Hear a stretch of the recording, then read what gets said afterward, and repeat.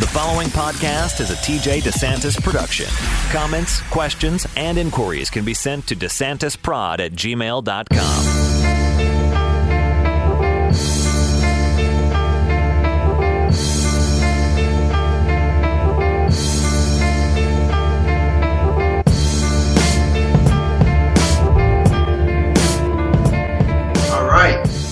Do this. This thing on? You can call me out. It's number one podcast. This is crazy. It's like kind of like a fight. I agreed to do it, but now I'm thinking about. Before we started this, I was thinking about it. I was like, this is kind of nerve-wracking. Why am I doing this? But you know what? I think it's good for me to step out and kind of. A lot of people have been telling me I should do a podcast, but I'm like, I don't know. Am I the kind of person that can just sit here and like I'm talking to my computer screen? It's a little weird. I don't know. We're recording this, so it's gonna come out later. But I think when people are listening live, it will. I'll be able to really talk to people. And get some callers in. We'll have people calling in and shooting this shit. I don't know what we're going to talk about in mixed martial art. Just basically whatever comes up. I don't know. You can talk to me, by the way. I'm here too. Hi. Here we go. And our co-host, TJ DeSantis, producer, putting it all together. I'm just along for the ride. I have no idea what's going to happen. I don't either. This is going to be interesting. But yeah, I'm glad to have you along for the ride with me. Yeah, I'm happy to be here. We got some questions that we can get to a little bit later on in the program as well. Some people obviously want to talk about your latest outing at UFC 223. And then, I don't know if did you watch the fights this last weekend? I watched the Dustin Poirier Gaethje fight, heavily under the influence. And I just made it for that fight. I went surfing on Saturday. We had some waves, and the weather was nice. It was like 80 degrees. The water was still freezing. Right. But I called up my buddy Chicken Joe, who is Long Island legend as far as surfing goes. Wait, and, his name is Chicken Joe? Chicken Joe. There's got to be a story to that. I need to know that. Every time I ask him, he tells me a different story. I want to know why his name is really. I think he got beat up by someone, and they called him Chicken Joe, and then I don't know. They called him a chicken, and I really couldn't tell you that. Every time I get a different answer, but he might have been starving somewhere overseas, surfing in Bali or something, and ate a chicken for lunch because he was hungry. Right. I don't know. Hopefully, these are all stories that I've heard, but no one can confirm. Right. Well, Joe.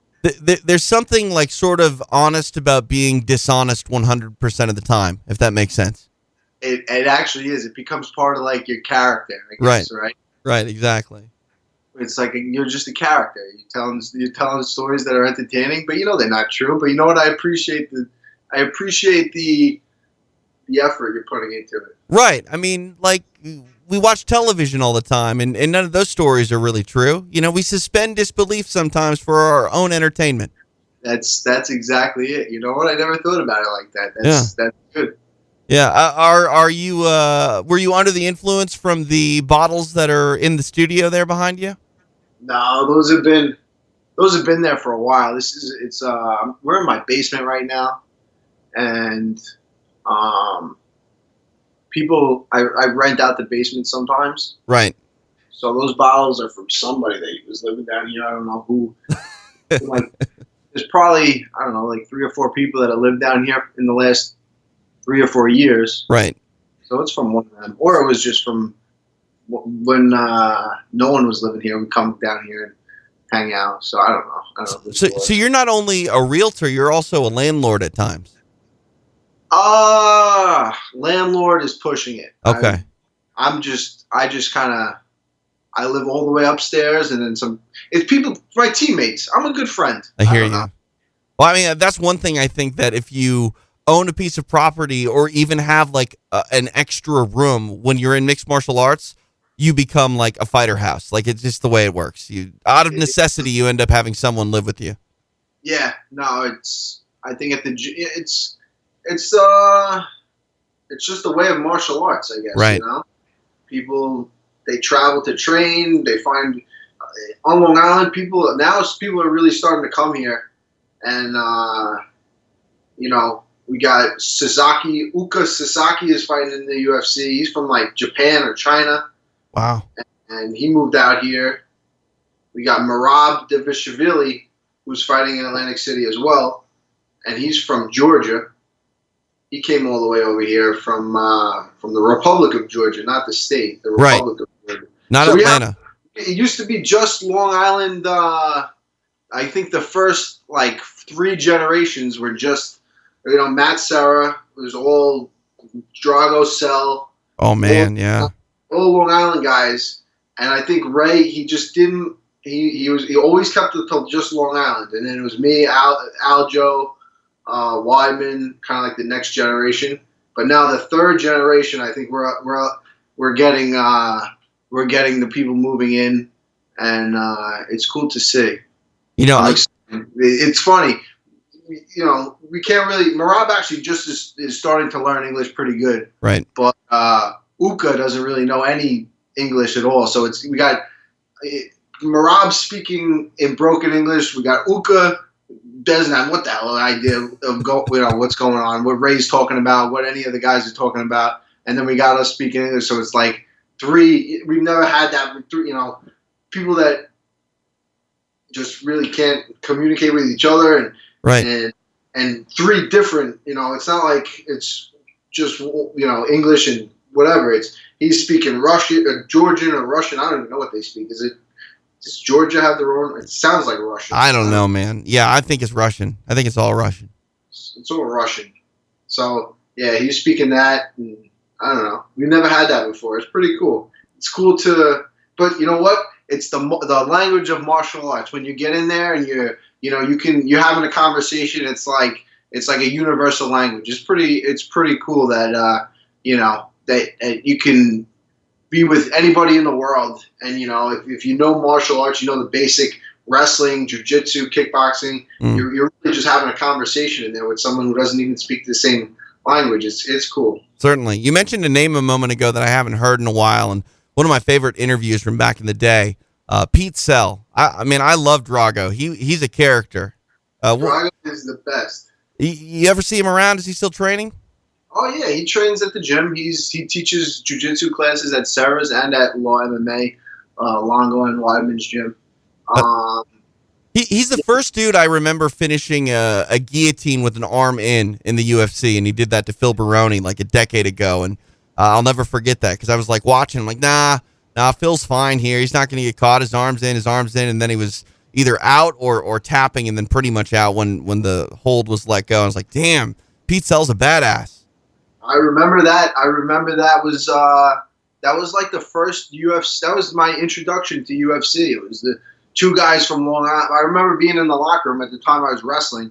It was you know, I was in like 11th grade or 10th grade, I think. Wow. I was in high school. I do remember being in high school in the basement, and my buddy Kevin Jansen, he was like, "Yo, you watching the UFC tonight? Baroni's fighting Cell." I had no idea who those guys were. I just remember him saying, "These are the 2 guys from Long Island fighting." Right. Now thinking back, I'm like, "Holy shit!" I remember. You know, it's crazy how now I'm like friends with Drago. You know, and yeah. Partners with him. But at the time, I had no idea. He was like the Long Island kid. My friend Kevin Jansen, his uncle bounced in the clubs in Long Island, and he knew Drago through that. So they had like a personal connection. He knew him through one of the bouncers. It was like Drago and the bouncers, from Long Island. Right. Everybody was. It was really cool, and I just remember hearing stories about Drago. You know, everyone would tell. The bouncers would. They were doing it, whatever. Yeah. Whatever events happened in the bar, Drago was legendary around Long Island. He still is, obviously, but those were the stories that were going around. It was like, oh, I know Drago. And I bounced with Drago. I was like, oh shit, he bounced with Drago. It was. I was when then I watched that fight and I kind of got into it. Me and my friend Kevin ended up going to UFC 53. Wow. And Matt Serra fought there. Yeah. And I was still just wrestling. I had to start training. And I left that arena that night and I was like, yo, I'm doing this shit for sure. That's awesome. That's awesome. Yeah. I love stories like that. Those are the stories that I don't think are told all that often, and sometimes, like the new generation, they don't remember some of the older fighters that were ahead of their time, and it's kind of good to look back and mention names like Pete Sell. No, absolutely. I love Drago. I see he's still at the gym all the time, and every time, just great energy. Every time I'm around him, it's great energy for sure. He's definitely one of those dudes I would love to have in my MMA street fight team. Like if shit's gonna go down, I want Drago on my team. If you're gonna go out drinking and have a good time, and if there is something goes down, Drago's definitely the guy you want around for sure. For sure. You want to take a quick break and maybe we'll get some friends on here. I think some of your buddies want to call in or something like that. Sounds good. Sounds good.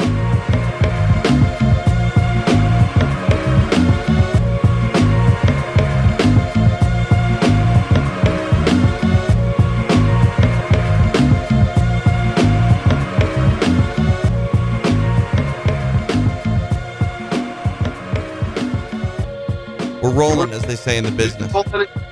We should call it. He should call it again, right? No, he's on the air already. Yeah, he's on hold.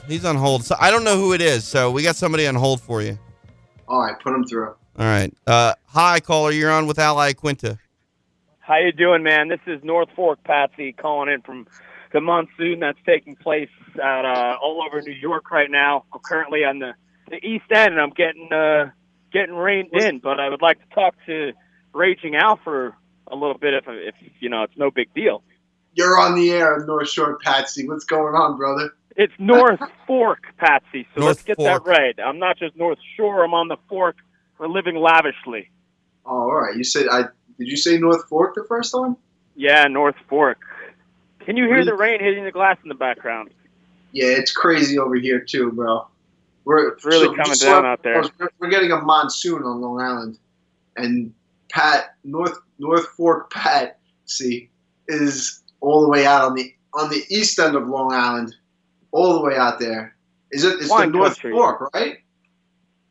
What's that? Patsy? You still there? He's still there. Yeah, I'm still here. I'm still here. I think the rain's messing with your reception over there. I think Yeah. it must be coming down pretty bad. But anywho, how's the face looking, Raging Al? All right. I got a little black eye still. Yeah, you had a couple. I saw you with the very wise Ariel. You had a couple black eyes, but it didn't seem like he rang your bell that bad. I thought you looked pretty good. Yeah. No, I mean, he got me with definitely the uppercut on this eye in the fifth round. Fucked with my vision. So I couldn't see. So now after this Khabib fight, what are the chances that you do fight Cyborg? Oh, jeez. Come on. Someone tweeted that to me, too. What is with Cyborg? What is with everybody wanting me to get my ass kicked by Cyborg? Honestly, though, I want to know, if you got in there, or, another lightweight got in there with Cyborg, you think she can go more than a round with you, yeah? I don't know, man. I don't think I could fight Cyborg. I couldn't hurt her. I don't think you could hurt her, not because she didn't want to, just because she's Cyborg. I don't know. She's tough. So what's next? Now that you had the Khabib fight, are you taking a Long Island summer, or are you gonna try and jump back in there? What's the deal? What's your first thought? I don't know. I think I'm beat up, man. But I do. In a week, I'll feel good. I'm gonna take a couple weeks and see when I want to fight again. I'm not sure. Now, I know you like to, after your fights, you like to get away Did you go anywhere right after? I haven't yet. I'm going to Costa Rica I'm going to Costa Rica with Michelle, my girlfriend, and we're gonna. There you go. Yeah, it's gonna be good. You want to come? You and Jesse should come. Fuck it. Why not? Let me know when. I'll book the flights tonight. Another question for you. Right after the fight, I know they took you to the hospital just because they had to. What did you do that night? Did you get to enjoy any beverages, or you just took it easy? Nah, I just took it easy. I laid low. I had to go to the hospital.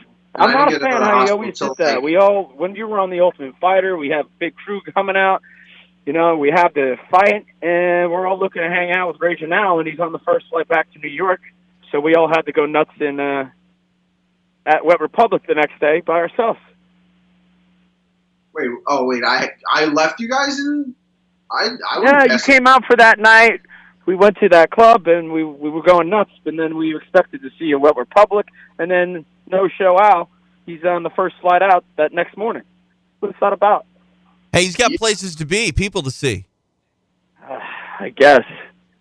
I don't know why I did that. Why didn't I stay in Vegas after the Ultimate Fighter, after the finale?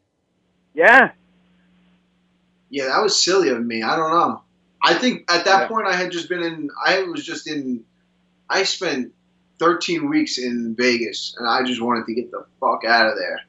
Thinking back about it now, maybe I should have stayed. Doing a little Wet Republic. Didn't you just want to go home, though, man? Like, people don't realize. I think it was. I just booked the earliest flight. When they asked me, when do you want to flight back? I said, get me home as soon as possible. That was kind of the mindset I was in, you know? But then I got home, and you guys were probably all still there, so I was like, what the fuck? I should have just stayed. Every single one of your friends from home was there. But, hey, you were pretty beat up after those, whatever, how many, 13 weeks was that? Yeah, 13 weeks. And 3 fights in 3 weeks or something? 5. That's crazy. Dang. That's kind of unbelievable that they would even do that to people. Yeah. I tell you what, sounds pretty crazy that they would do that. But usually it's 6 weeks. I think they were trying to do something different. They were just like winging it. And I think that's why they haven't done it again. You know what I mean? Yeah. Yeah, that was pretty wild. 13 weeks, no outside communication with the world, just fighting. Yeah, I think you get like one day on Twitter, or like you got to send out like a couple messages, or they had to write it for you. No, they wouldn't even. They were just writing the messages and sending them. I didn't have any contact with anybody. That's nuts. The most contact I had was, you weren't at Jared's bachelor. No. No. Your brother might have been. I'm not even.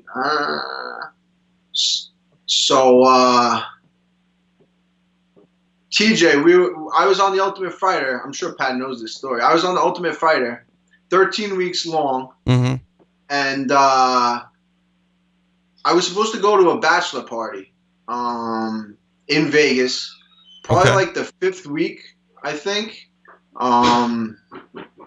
into it. Right. So I remembered that all my friends were going to be there, and I can't go, obviously. Right. So I remembered the date, and I gave Lance Palmer was a coach on Faber's team. So I gave him a note to give to my friends, and I said, this is where the gym is. You know, we train at this time on this day. Come hang out. So I gave him the note like the first week, and then I totally forgot about it. Right. We're driving to the facility, the practice facility, and I look down the street, and there's kids walking from the gym. I was like, what are these idiots doing? They tried to go to the UFC gym, and they got kicked out, or they walked to the gym, and they're walking. I'm like, that kid looks like Scro. Holy shit, it's Scro. I totally forgot that I told them that day was, when to come, and it was like 5 of them. And I said, stop the bus. They go, no, we're not stopping.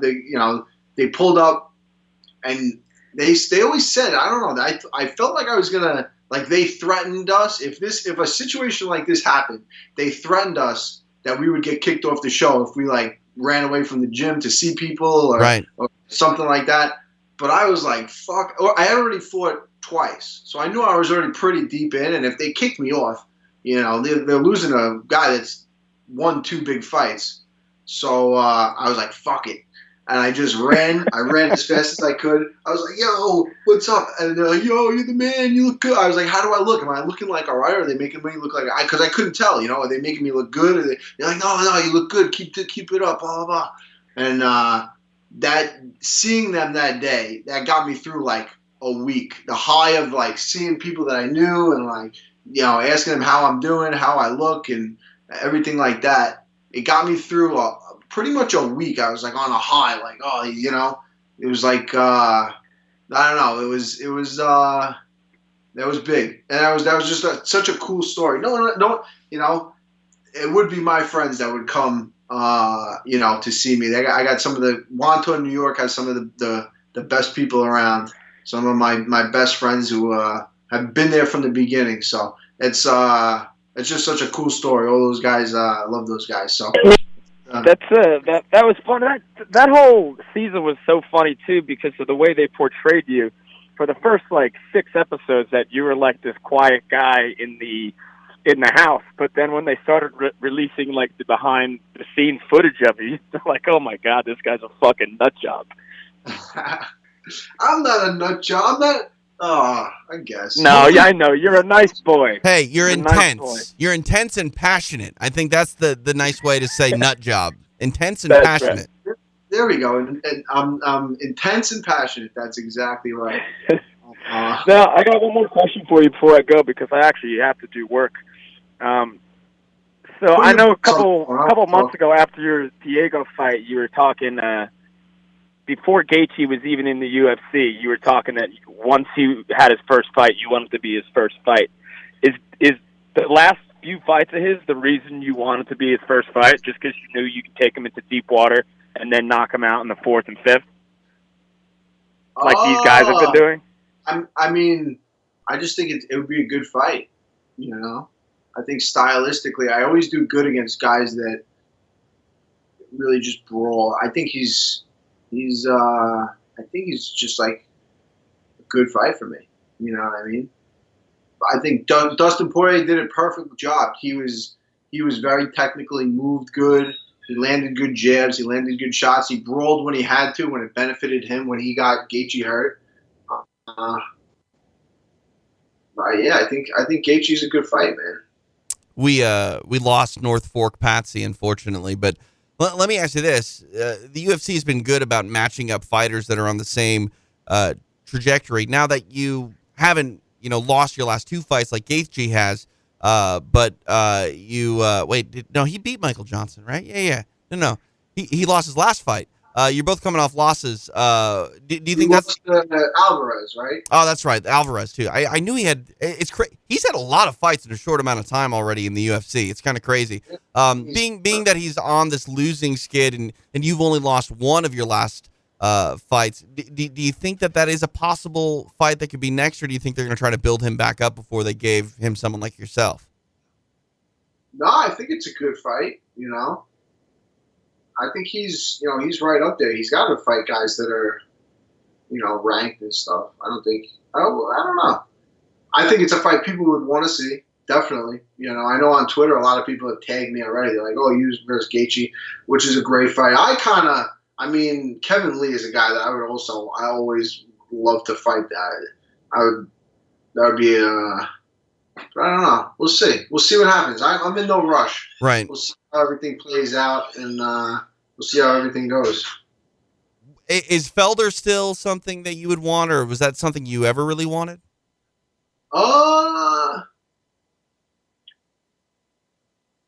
Kind of. I think it's at this point I've trained for him twice. I don't know. For some reason, I feel like this fight put me above that. You know what I mean? Sure. The last fight. Yeah. No, I'm with you. I think you. If there's ever a time where a fighter deserves to have a say, it's one you kind of step up and save the day. And I think that's what you did with Khabib. So I'm not saying that you're owed anything per se, but if you ever had any influence, I think that influence would be at an all-time high. I think so too. I think I really did.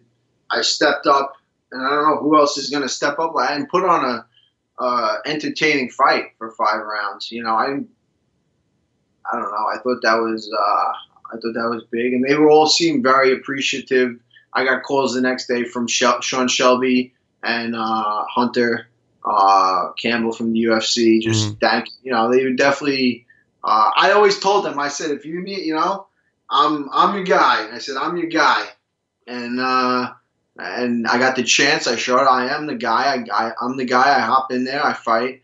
It was. I just wish I would have won, but Yeah. It got me motivated to really, I was fighting Paul Felder unranked. It was kind of like, I'm just like blowing in the wind, and now I get this shot at the title, or it's the recognized title, right? And I was right there, he beat the shit out of me for a lot of the fight, but that was a few changes in my training leading up to it, a few changes in strategy in the fight, and I think I'm right there. It's going to be a good fight. I mean, don't get me wrong. Like you say, a few changes in your training. Like you didn't even train for that fight. You know what I mean? Like you didn't game plan for that fight. You were obviously in it until the end, but I mean, you did no prep for Khabib himself, and I got to think that you'd have a better performance based on that alone. No, absolutely. I was for sure, 100%. I didn't even watch any of his fights before I fought him. From the time I found out that I was fighting him to the time I fought him, I didn't watch any tape on him. I was just my mind was in such a good place. I felt like that I didn't want to watch any video and like let something get into my head. I knew that he beat the shit out of Edson Barbosa pretty bad, and I remember watching that at the time, and I was like, "Fuck, this guy's an animal." Right. So I didn't want to get that in my head, but I just kept trying to remember, visualizing like the guys that he went with at the beginning of his UFC career. That I was like, he really just decisions people. You know what I mean? I need to just kind of. I thought I had the best chance of finishing the fight. Mm-hmm. In my head, I thought if it was going to be someone finishing the fight, it was going to be for him. In my head, I was like, Edson Barbosa, he went the distance, and he was looking, even when he got up, he was looking good in the third round. I just didn't want to take too much down. I was just trying to coast, not coast on the ground, but like survive. Right. And then try to. I didn't want to. You had to be conservative. Maybe that's the word. I mean, you had to be cautious, maybe more cautious than you would be in another fight with another guy. For sure. I was definitely, I didn't challenge him with the wrestling. I figured survive the wrestling and you'll get him when you're standing. I think if I had time to really, train and bring up and get a game plan, my wrestling's good. I can compete. I was just more defensive. I should have been, offensive, even offensively defensive, if that makes sense. Sure, but sure. I was just cruising, trying not to take too much damage, trying to survive the ground because I knew, I didn't want to expend too much energy trying to get out, and then he returns me to the mat because I knew that was really his game plan or what he trains to do. Is ride people out. And that's nothing like I trained for this fight. I was basically training just a kickboxing fight. You know what I mean, with some takedowns here and there against Felder. Sure. But he's strong as everyone says he is. He's tough as everyone says he is, and a lot of people gave him shit for the way he's looked in his stand up, but he's tough, man. He's Russian style of boxing is different. It's a little more awkward for me because I'm not used to it. And then he was throwing some kicks. He up-kicked me in the face a couple times. His jab was good, and I was a little slow because my arms were blown up from wrestling him. Right. Those first two rounds, and it was the whole weekend was crazy. It was I got to be the guy. I should have went in there with a different attitude, but thinking back now, you can't. I went in there with the best that I could. Right. Yeah. Tried 100% my hardest, and that was it. Right. Chalk it up to experience. You went 5 rounds with the best guy in the world. Now it's my time to. I saw what the best in the world is. Now it's my turn to figure it out and become the best in the world. Right. I mean, I think it goes back to the fact that you lost the fight, but there were a lot of victories in there, moral victories, and things to learn from and get better. Got a question on Twitter from Bo. Bo wants to know, in some of your previous interviews, you were asked what your goals in the UFC were, and it seemed like you avoided saying that it's the belt. Now that you prove that you can hang with the toughest, does that change? Do you vocalize your ambitions for a UFC title more now moving forward when you're asked about it? Yeah, no, absolutely. Puts everything in perspective, you know what I mean? I was, like I said, I was kind of like blown with the wind. I was fighting Paul Felder. I was, you know, I want to fight the fights that, let me see how I put it. I want to get, I got to be paid the right way for the fights that I take. It's not, you know, and then the title is also a goal. There's a lot of goals for me. People that, you know, a guy that says, I just want to be the best fighter and my goal is to win the title, cool, that's great. But you're a great chance that if you just say yes to everything, you get there, you might end up hurt and broke and you have nothing to show for it. So I want to be the champion. There's no doubt. I want to be the best in the world. But there's a lot of goals that go. It's prize fighting. It's not just, you know, championship fights. You got to have the prize to go along with it. You got to do everything right. And then there's some people that put all their eggs in one basket. They say, you know what, I don't care about the money. I'm going to just win the championship. And they do end up winning it and they make a lot of money and stuff. But I'd like to get paid along the way. You know what I mean? Sure. And those title shots can come at any time, as you see, you know. So. Yeah. Another question on Twitter. This is from Joe in Houston. He says, what was it like to meet Matt Serra for the first time? Was he the champion at the time you met him? And what's your relationship with Matt like today? I don't know if he was the champion at the time. I forget, but I do remember I was training at a different gym. I started at a Militich affiliate gym on Long Island. So I would go out. I trained a little bit with Pat Militich, and then we'd go out there and take trips. I was out there for like a week or two, but we didn't have any pros on our team. So I would spar with guys from Longos, and I sparred with Soteropoulos. Was the first time I met him. No, Soteropoulos not. I sparred with Nabi Barakat, who was at the time an amateur fighter. Now he's a coach. He coaches with Brian Kelleher. He's one of Kelleher's stand-up coaches. But he was. I went down and I sparred him, and Matt came down and was giving him advice, you know, cornering him basically in the sparring session. So I was like, oh shit, you know, Matt Serra's cornering the guy that I'm fighting. So we had a good hard sparring session, and I think Matt was impressed. And I forget exactly what he said to me, but we spoke afterwards a little bit, and he kind of welcomed me to the team. That's when I first started training. I left the gym that I was at, and I just started going there. And that was the first time I met him. But I had watched him, like I said, I went to UFC 53 before I even trained MMA, and I saw him fight Karo Parisian. Yeah. So I knew who he was. I was like, yo, this guy's the, you know, Long Island guy. You see him all over the place. And then boom, he's right there coaching against my sparring partner, coaching against me with his team, his guy on his team. But I was just coming over. It was pretty cool. It was pretty cool. That Karo fight was one of my favorite fights at the time too. Those guys were just throwing haymakers, and that was an awesome fight. So to be there, that must have been something pretty special. I remember Matt dropped him in the first round. Yeah. And I think he tired. He gassed out a little bit trying to finish him. I just remember Karo Parisian had him arm bar, and Matt did the escape where he kind of like backflip. I don't really know. He did an armbar escape. Right. Yep. Yeah. He did an armbar escape, and the way he escaped it, I knew that I was like, wow. Yeah, I knew body mechanics and stuff. I didn't know exactly what was going on at the time, right, with the armbar and the escape, but I knew what I was looking at to a certain, in a combat kind of thing, and I just remember being like, wow, He must have drilled that like a million times, because that guy was trying to rip his arm off, and the way he escaped that under the pressure, under all these people, I said, I said, this sport is the craziest thing in the world. I was like, this is the ultimate. Like I got used to wrestling and stuff, and I used to fight in small gymnasiums, but I was like, this has got it. And the adrenaline, was so, Right. even wrestling in a small gymnasium.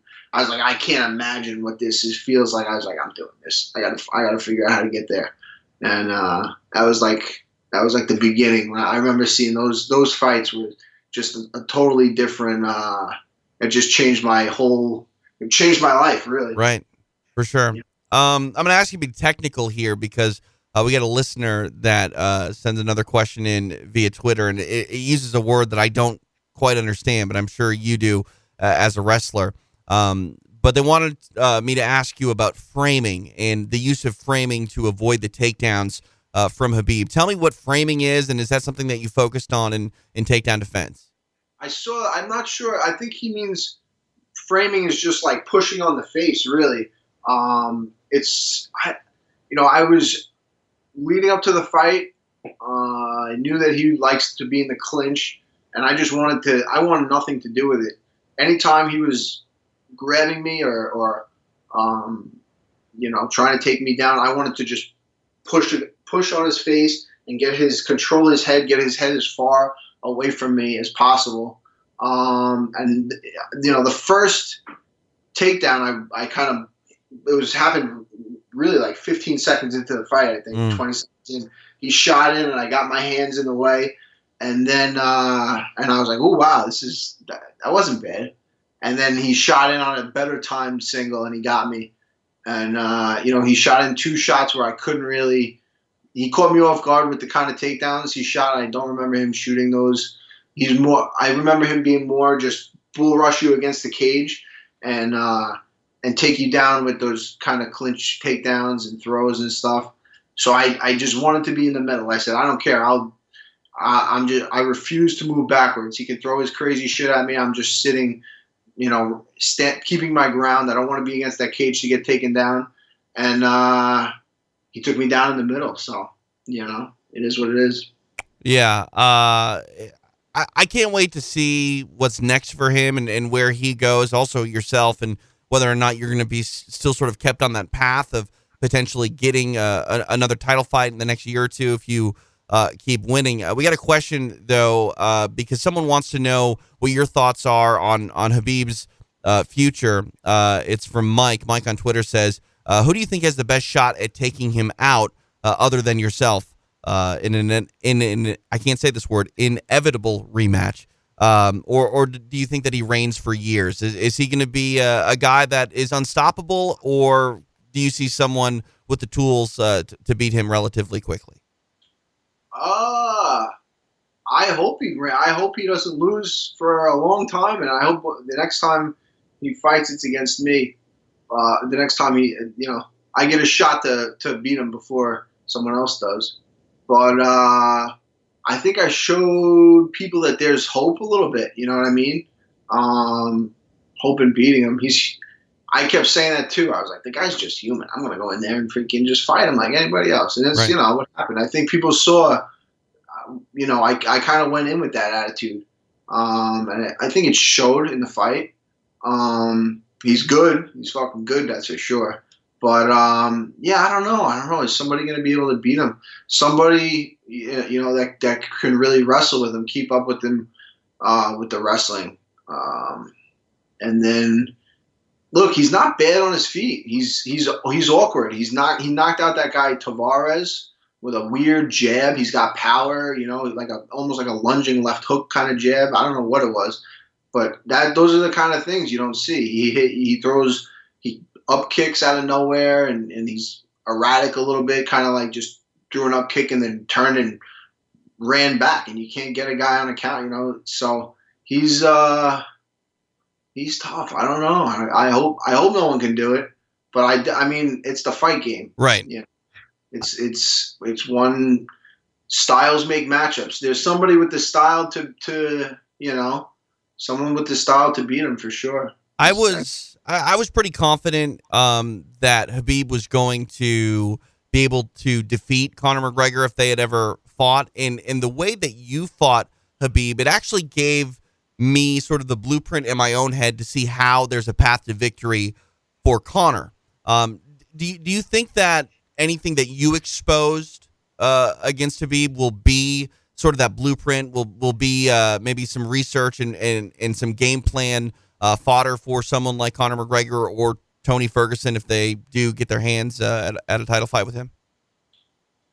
You know what? Tony Ferguson might have a freaking shot. I don't know. Tony he's weird. He's weird, you know, as a person and as a fighter. He does some weird shit out there. He's intense. You know, he's unpredictable. He's kind of, but he, you know, I don't know. I want to see that fight. I'm so interested to see it, you know, and then it's been teased. What a tease every time, you know, they get right up to it. Everyone's saying this time, oh, the guy freaking tripped on a wire. Like, what? How does that happen? You know, it's crazy. Yeah. But, yeah, I think they'll definitely watch the fight and kind of game plan off that. I think I did a lot of things that people can kind of pick up on, and it's going to be interesting. I'm looking forward to it. I don't think he's going to fight a while. He does the Ramadan thing or the is that it? Fasting that he does? Yeah, he has some religious beliefs that do keep him away. I don't know if it's I'm not educated in that sense of things, but yeah, he's had to take time off in the past because of it, and maybe that's his future here going forward. A couple other questions before we wrap up. By the way, I think we're only scratching the surface here, so we can definitely get more of these questions in next week. I think we're going to go live next week as well. So that'll be fun. We can take some listener calls. But I got a question here. This is from, where was it? Kanata on Twitter. Wants to play to the other caps you wear, Al. When deciding on a home to purchase, would you say the quality of the schools is more important than the quality of the roof and the windows? So what should you value more, the school district or the structural integrity of a house that can be fixed up and repaired? What a great question. I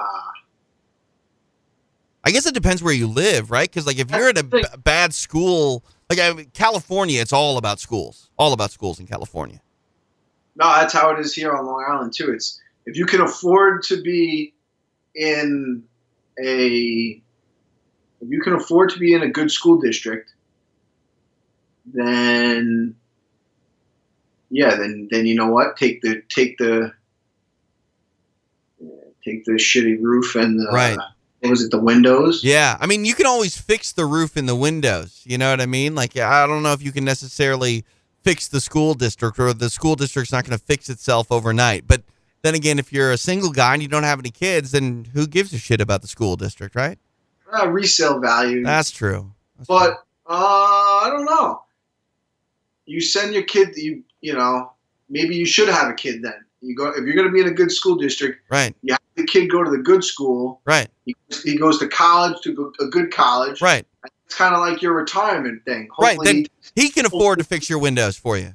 Eventually, you're going to get your windows fixed. You just got to survive for like 10 years of school till they graduate. Right. You know? Exactly. We've all figured it out here now. This is what we do on Call Me Al. Last question, because I'm curious about this one too. A guy named George, he tried to see you at the UFC in Brooklyn, but said he was unable to get in touch with you. So he's wondering if you're going to be over at the UFC in Atlantic City so he can get an autograph. And he also wants to know if he can buy a Raging Al t-shirt. We got them. Raging, it's Al Iaquinta. Oh, no, George. I remember I was supposed to meet him, and was it his family, I think, was going to the fight? He said you, quote unquote, hung him out to dry in Brooklyn, but I mean, I don't know. He had some things going on. Yeah, I had a couple of things going on. I would have met him after the fight probably, but I was in the hospital. I'm going to be in Atlantic City, and I'll be there. Let's do it. There we go, George. We'll make it right. I didn't mean to hang out to dry, my man. Hey, maybe we can give away like a Raging Al t-shirt sometime here on the Call Me Al podcast. We should do a giveaway. We'll give away t-shirts. We'll give away free marketing evaluations for their house. There you go. See? wrapping Let's it all into one. go. Anywhere in the country, if you want a free market evaluation, I'll tell you how much your house is worth. Raging Al will personally tell you how much you should sell it for. Perfect. And then if you want to get it sold, I'll get it sold too. There you go. It's a one-stop shop here for all your realty and mixed martial arts needs. That's what we're all about. All right, so you've got some crazy-ass schedule. I've agreed to it, so we're going to do it. But I think next Monday, which would be the 23rd, I think, of April, we're back up here live at 9 a.m. Eastern. You're making me wake up at like 5 a.m. to get here on the West Coast. Should we do it at 9 or should we do it at 11? What's that? If it's going to be live on the West Coast, 9 is 6 a.m. Right. Yeah, I mean, your call, man. Like I said, I'm here along for the ride. I'm ready to do whatever you want to do, but tentative time. 10, 9. It's 8 a.m. on the West Coast. People are up. They get into work. They might want to throw it on the phone and listen to it on their way to work. Yeah, they can do that. All right. Well, you know what? How about stay tuned to mine and Al's Twitter, at Al Iaquinta, at TJ DeSantis, and we'll get you all the details so you can call Al on the Call Me Al podcast. Hell yeah, I like it. Call me out. You can call me out. The preceding podcast was a TJ DeSantis production. Comments, questions, and inquiries can be directed to DeSantisProd@gmail.com.